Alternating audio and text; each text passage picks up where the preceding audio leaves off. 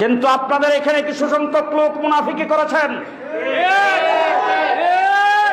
School সেন্টারে agent দিয়েছেন, আমার টাকা পয়সা আমার, দেশ আমার, লোক আমার, কিন্তু সেই লোকটা আসলে রাতের আধারে সেই হাঁস মার্কার লোক আমার স্কুল আমার নামে সেন্টার। ওই সমস্ত মুনাফিকি অনেকে করেছেন, প্রত্যেকের নামের লিস্ট আমার কাছে আছে। আমি এখনো কিছু বলছি না। আন্তরিকতার সাথে যারা কাজ করেছেন আপনারা, আপনাদেরকে সকলকে ধন্যবাদ জানাইবার জন্য আজকের আয়োজন। তবে আপনারা, আপনাদেরকে আমি অনুরোধ করে বলবো, আপনাদের দল, আপনাদের জোট ক্ষমতায়, জনাব তারেক রহমান সাহেব আমাদের নেতা, তিনি আজকে প্রধানমন্ত্রী। সুতরাং এইখানে আরেকজন এসে মাতবুরি করবেন, তিনি কারো বাড়ির সামনে দিয়ে যাবেন আর সেখানে স্লোগান দেবেন, সুখ পালন করার জন্য কালো বেশ ধারণ করে শহীদ মিনারে যাবেন, সেখানে কিসের মিছিল আর কিসের স্লোগান? বিএনপির ভাইরা এখানে একবারে তৃণমূল পর্যন্ত, আপনার চাইতে আপনার একজন কর্মী, আমার আনোয়ার ভাই তো সাবেক উপজেলার সেক্রেটারি, বর্তমান জেলা কমিটির সদস্য, তিনি হাজার হাজার লোকের উস্তাদ। সরাইলে তিনি উইরে আইসা জুড়ে বসে নাই।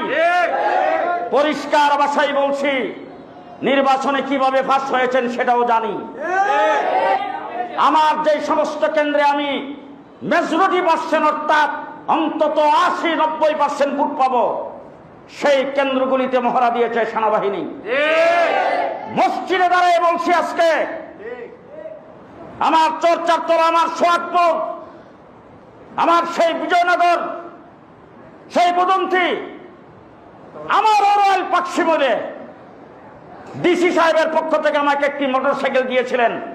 সেখানে ইউনিয়নগুলি ঘুরে ঘুরে দেখার জন্য আমার প্রতিনিধি হিসাবে সেই লোকটাকে 4-5 ঘন্টা মোটরসাইকেল সহ আটকে রেখেছেন। তার যে ফাঁস করা কাগজ আছে সেই কাগজটা দেখতেও চান নাই। তারপরে তাকে ম্যাজিস্ট্রেটের মাধ্যমে 2000 টাকা জরিমানা করে সেখান থেকে ছাড়ছেন সম্পূর্ণ অবৈধভাবে। ডিসি সাহেবকে ফোন দেওয়ার পরে ডিসি সাহেব বলছেন, না হুজুর, এটা হতে পারে না, আমি লিখিত কাগজ দিয়েছি, কাগজের ডকুমেন্টস আমার কাছে আছে। এই ধরনের পক্ষপাতিত্ব করে এরপরে প্রশাসন ম্যাজিস্ট্রেটকে বৃদ্ধাঙ্গুল দেখাইছিল। দেখাইবার পরে প্রশাসন একটু নৈরাচরে বসছিলেন। 2 দিন পরেই দেখি, বাহ, এখন দি সব নড়াচড়া বন্ধ হয়ে গেছে। পুরা ইলেকশন পিরিয়ডে নির্বাচনী আচরণ বিধি পদে পদে লঙ্ঘন করেছেন, কিন্তু প্রশাসনকে জানাইবার পরও কোনো অ্যাকশনে যায় নাই। সম্পূর্ণ প্রশাসন তার পক্ষে কাজ করেছেন। কারচুপির মাধ্যমে, ভোট চুরির মাধ্যমে আমার একজন লিডারের বাসার সামনে যায় স্লোগান দিয়া মানুষকে উত্তেজিত করবেন আর সেখানে উস্কানি দিবেন। এরপরে আবার যখন ফুল দিতে গেছেন, আপনার ফুল দিয়ে আপনি চলে যাবেন, সেখানে যাই আপনাকে দাঁড়ায় থাকতে কে বলেছেন? আমার অন্যান্য লোকের অধিকার নাই ফুল দেওয়া? তাহলে সেখানে ভিডিও ফুটেজ আমাদের কাছেও আছে। সেই লোকটাকে বাদী বানায়া তারপরে মিথ্যা বানোয়া কাল্পনিক মামলা আমাদের লোকজন সম্পর্কে দায়ের করেছেন, আবার সেই মামলাটা গ্রহণ করেছেন। যাই হোক, ওনারা জামিন নিয়ে আসছেন।